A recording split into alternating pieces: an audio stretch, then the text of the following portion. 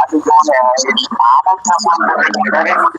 பதிகம் அப்படியே போய் ராஜா கிட்ட, ராஜா என்ன ராஜா எப்ப பாரு அன்பே காட்டிருக்கீங்க, நீங்க காசு கொடுத்தனால நான் நல்லா வச்சுனால உங்கள்கிட்ட அனுப்புறேன். நான் எவ்வளவு நீங்க எனக்கு திருப்பி கொடுமையா அடிச்சா வடிச்சா கூட நான் உங்களை மறக்க மாட்டேன்னு சொல்ற மாதிரி ஸ்டேட்மெண்ட் அதிகம். ஏன்னா அந்த பதிகம் என்ன வறுமை பாடுனா குடும்பங்கள் பாட பணம் கிடைக்கும். சாமி பணத்தை கொடுத்து ஒரு வேலை வாய்ப்பு கொடுத்து நல்லபடியா ஒரு இன்னைக்கெல்லாம் ஒரு 20,000 ரூபாய்ல தெளிவா வாழலாம் கடன்ல. ஆனா 1,00,000 வந்தாலும் கடன் இல்லைன்னா திடீர்னு பணத்தை கொடுத்து பையனுக்கு ஒரு 80,000 ரூபாயில வேலை கொடுக்கணும். அப்பா அம்மா என்ன பண்றீங்க, இஎம்ஐ வாங்கி பையனை வீட்டை ஆல்ட்ரேஷன் பண்ண வைக்கிறாங்க.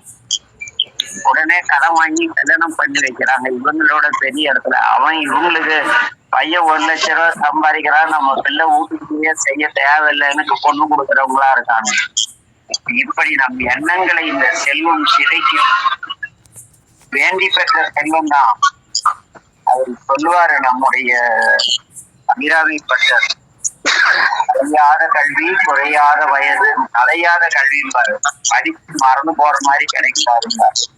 அது போல இந்த ஞான சம்பந்த தேவாரத்துல இடரினும் தலைனும் பதிகத்துல நிறைய சப்ஜெக்ட் இருக்கு. அதனால அதை பற்றிய நாளை சிந்திப்போம். என்ன கைலாஷ்? அதுக்கு என்ன தலைப்பு கொடுக்க போறீங்க? தலைப்பு எல்லாம் நீங்க தான் ஏன் சொல்லணும்? கைலாச தலைப்பு என்னங்கயா போடுறது? தலைப்பு சாமி என்ன வழிபாடு? கைலாச கொடுத்துட்டு வர வந்துட்டோம். சொல்லு கைலாஷ். அவர் தானே தலைப்பு கேட்டாரு. தலைப்பு வந்துங்கய்யா கேசவன் பேசுறீங்க. தலைப்பு கொடுக்குற இடத்துல நீங்க இருக்கிறீங்க, கேட்கிற இடத்துல நாங்க இருக்கிறீங்க. அந்த கதையெல்லாம் இங்க சொல்லக்கூடாது. தலைப்பு நீங்க எல்லாம் கொடுத்த தலைப்பு தான் அவங்க யோசித்து பாட வேண்டிய செல்பணி. இந்த பாடலை மட்டும் ஒரு தடவை 3 தடவை யோசிச்சுதான் பாடணும். இது நிறைய பேர் இந்த பாடல்ல அனுபவம் பெற்றவங்க என்னை சுற்றி இருக்காங்க, அடியேனும் கிடையாது. அதனால இப்படியும் ஞான சம்பந்த தேவாரம் பண்ணுமானா பண்ணும். சாமி இப்ப இந்த ஆளு கையில மான காட்டிக்கிட்டே நம்மகிட்ட விளையாட்டு காட்டிட்டு இருக்காரு. அவர்கிட்ட போய் மழுவுல என்ன வெட்டினா கூட கூப்பிடுவேன்னு சொல்லக்கூடாது. யோசித்து இறைவனுக்கு வழிபாடு செய்ய வேண்டும். எதை எந்தெந்த சூழ்நிலையில் எந்த பதிகம் பாட வேண்டும். அதனால சிந்திக்க வேண்டிய பதிகம். பதிகம் படிப்பது தவறு கிடையாது. ஊருக்கெல்லாம் கொடுத்து உதவுற யாரோ கொடுத்த காசை நம்ம சுயநலத்தை பயன்படுத்தினா எவ்வளவு விபரீதமோ அது போல விபரீதமான பதிகம். அதனால இந்த பதிகத்தை புரிதலோட நினைச்சு கூட பாக்கலீங்க ஐயா. இந்த பதிகத்தை இந்த புரிதலோட நாங்க நினைச்சு கூட பார்த்தது இல்லைங்க ஐயா. கிட்டத்தட்ட இந்த பதிகம் மனப்படமாவே தெரியுங்க ஐயா ஓரளவுக்கு. இந்த பதிகம் நீங்கதான் அங்கதான் போனதும் பொற்கிளி பெற்ற பதிகம் அப்படின்னு நல்ல தலைப்பே தராங்க. அதுக்காக கிடையாது, அந்த பதிகம் எனக்கு பிடிக்கும்ன்றதால நான் படிப்பேன் ஐயா. நீங்க படிப்பீங்க, நாங்களும் பணத்துக்காக தான் படிப்பேன். திருவாவடுதுறையில போய் பெருமாநிலையில அதுவும் ஆசன ஆடுடைய சொல்லி அனுப்பிச்சாரு. நேரா திருவாடுதுறை போய் இந்த பதிகம் பாடி ஓரளவு பணம் நிம்மதியான வாழ்க்கை இந்த பாட்டை பாடாதேன்னாரு. நிம்மதியான நல்ல வாழ்க்கை வந்த பாடி உதவாங்கின பின்னால் ஐயோ ஆசைன்னு சொன்னாரு. அது எனக்கு மட்டும் அப்படி இல்ல, நிறைய பேருக்கு ஆடு. நாங்க கூட உங்க லிஸ்ட்ல தான் ஐயா இருக்கிறோம். நான் இல்லைங்க, உலகமே அவரு ஆடுடையா ஆடுடைய வந்து யாராவது ஐயா வீட்டுல சரியான வறுமையா அப்படியா நேரா தெருவோட இப்போ மாசிலாபடி பெருமான தரிசனம் பண்ண மராஜிபதி இல்ல சாமிய தரிசனம் பண்ணிட்டு இந்த கோவில்ல இடறி தலையினும் அதெல்லாம் எழுதியிருப்பாங்க. நோட் எழுதிட்டு அப்ப ஏன்னா 1977 பிறகு ஈரோட்டுல இந்த தொண்ணூத்தி பல வாரங்கள ஒரு ஐயா மேட்டூர் சேர்ந்த ஆடூர் ஐயா இருமுறைகள் தினந்தோறும் போதும் பதிகம் பொன் பதிகம் அதெல்லாம் போட்டு நாங்க திருப்பிரதியில ஈரோட்டுல இருந்து சிதம்பரம் நடக்கிறது வழியில பாக்குறோம்லாம் கஷ்டமாறுகள்லாம் இந்த பதிகம் கொடுக்கிறோம். என்ன அதே போல இந்த பக்கம் ஈரோட்டுல இருந்து திருச்செந்தூர் நடக்கிறது. இப்படியே 274 பாடல் பெற்ற தலங்களுக்கும் நடந்த காலம் இருந்தது. வழி நடுவே இதை கொண்டு போனால குடியேற்றத்துல மக்கள் ஐயா வந்து நாங்க பண்றதை பார்த்துட்டு ஏங்க இலவசமா கொடுக்குறீங்க ஒரு குறைந்த விலைக்கு வாங்கி வச்சுக்கலாம் அப்படின்னு அவரு தேவார தேட்டர்னு போட்டார். அதுல நீங்க தேவாரத்திற்கு போட்டா எவனும் படிக்க மாட்டான், இந்த தலைப்பை போடுங்க எல்லாம் படிப்பான்னு சொல்லி வினை போட அதிகம் வினை நீக்கம் அதிகம் இந்த கருமுதல் திருவரை அடியன் தலை கொடுத்து கொடுத்த நம்ம பண்ற பிற்காலத்துல திணிச்சது.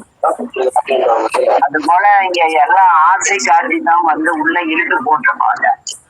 அது தொடங்கி வச்ச புண்ணியம் வந்து குடியேற்றம் பக்தவசரையாக சேர்ந்த அவர் பெரும் தனவந்தராய் பையன் டாக்டர் ஆயிட்டாராம். அவர் வேற லெவல் பிரச்சனை வச்சு சம்பாதிச்சிருக்காரு. ஆனா அவரு இந்த பதிகெல்லாம் பார்த்தாருன்னா ஈஸியா எஃப்சியா அதெல்லாம் படிக்கலாம். அந்த விஷயத்த நம்ம படிக்க மாட்டேங்கிறாரு. இப்படி இருக்கக்குள்ள யார் வந்தாலும் ஐயா நான் பாரு சொல்லுவாரா. அப்புறம் பார்த்து ஒரு அன்பர் மூலம் அச்சடிச்சு வச்சு யாராவது வறுமைன்னு வந்தா இந்த பதிகத்தை கொடுத்துருவாங்க.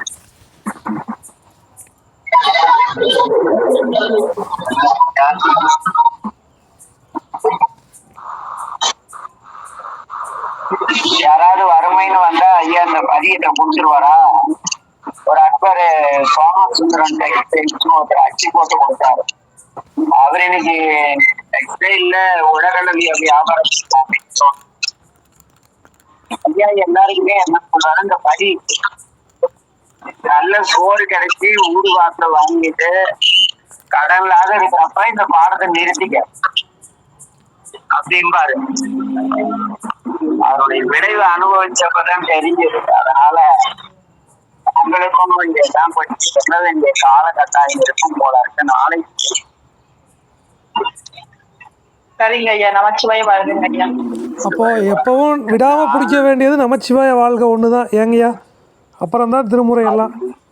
அது ஒரே வார்த்தை தான் நமச்சிவாய வாழ்க. அந்த மாத்திரை தான் எல்லா அதுதான் வந்து இடரு தளரு நல்லா இருந்தாலும் சரி நல்லா இல்லைனாலும் சரி எப்பவுமே சொல்ல வேண்டிய ஒரே வார்த்தை நமச்சிவாய வாழ்க. சர்வரோக நிவாரணி. இவ்வளவு காலமும் மீனிங்கே தெரியாம பச்சுன்னு வந்திருக்கோங்க ஐயா. நாங்க நம்மதான் நீங்க நல்ல துடிசைக்கில இருந்த அருள் ராமநாதன் சிகிச்சை இறந்து எல்லாரும் கற்ற கறந்த பால் கண்ணலோடு நெய் கலந்தாரு போறனா இதெல்லாம் கலந்து குடிக்கிறது தான் எழுதியிருக்காங்க. எங்க அரவிந்த்ராஜ் மட்டும்தான் அதை குடிச்சான். அதனாலதான் நம்மளுக்கு உண்மை தெரிஞ்சுட்டேன். அப்ப நம்ம வந்து எதையும் வந்து எப்பொருள் யார் யார் வாய் கேட்கும் அப்பொருள் தீப்பொருள் காண்பது, எப்பொருள் எத்தன்மை தாயும் நீப்பொருள் காண்பது. அதனால இருவருள் இங்க எல்லாமே வந்து குருஞான சம்பந்தருடைய பேரருள் கருணை. அவ்வளவுதான். அதனால புரிந்து படித்தல் தெளிவு, அதாவது கற்றல் கேட்டல் சிந்தித்தல். இதனால வரைக்கும் நீங்க கற்றல் சிந்திட்டு இருந்தீங்க. யாரோ வாங்கி எடுத்துட்டு போய் அந்த சோறை செஞ்சு வாங்கி எடுத்து சாப்பிடுற மாதிரி யாரோ எழுதி வைத்த உரையை வந்து இவங்க கட்டிட்டு போனாங்க, அதை கேட்டுட்டு இருந்தீங்க. என்ன பிள்ளை திருவருள் என்ன செஞ்சா இப்படியே போயிட்டு இருந்தா இது நாளைக்கு அவன் கடவுளாயிடுவான், நம்ம பதவிக்கு ஆபத்து. ஞானசம்பந்த சம்பந்த வியாபாரத்தினுடைய தனித்தன்மை கெட்டு போயிருந்து விஞ்ஞான சம்பந்தர்கிட்ட கைலாசத்தை கூட்டி போய் அள வச்சு இன்னைக்கு ஒரு நிகழ்வு போய் அழுத நேரம் நல்ல நேரம் இல்லையா கைலாசு? ஆமாங்க ஐயா, ஆமாம் ஆமாம். அதனால திருவுருள் துணையோடு எல்லாம் நல்லதே நடக்கும். நாளையில இருந்து வகுப்பு வந்து கரெக்டா 9 மணிக்கு வகுப்பு, பாதியில கூட கட்டானாலும் கட்டாயிரும். ஏன்னா 9:30 மணிக்கு யோசிச்சேன், 9 மணிக்கு வகுப்பு முடிச்சு அதுக்கு பிறகு எல்லாரும் போய் படுத்து தூங்க 10 பட்டைகளாயிடுச்சு. காலையில என்னென்ன அலுவலகத்துக்கு எவ்வளவு நேரத்துல எழுந்து சமைக்கிறதுக்கு போறதுதான் இருப்பாங்க. அதனால முடிஞ்ச வரைக்கும் நாளையில இருந்து வகுப்பு இன்னைக்கு அதனாலதான் கரெக்டா டைம் பார்த்து தான் பேசினேன். 22ல இருந்து 45க்குள்ள சப்ஜெக்ட் முடிச்சுட்டு மீதி கலந்துக்கிற மாதிரி இது பண்ணலாம், அல்லது திருவருள் ஏதுவா அது நடக்கும். அதனால இறையெல்லாம் விடைபெறும் எல்லோருக்கும் எல்லா நலன்களும் கிடைக்க என் தந்தை மீண்டும் மீனாட்சி சொக்கநாத பெருமானின் திருவடி வணங்கி வேண்டி இன்றைய வகுப்பில் தீவினைகளை பற்றி தீவினைகளுடைய தொகுப்பு பற்றி நமக்கு ஞான சம்பந்தம் உணர்ந்தோம். நாளை எதை உணர்த்துமோ உணர முயற்சிக்கும்.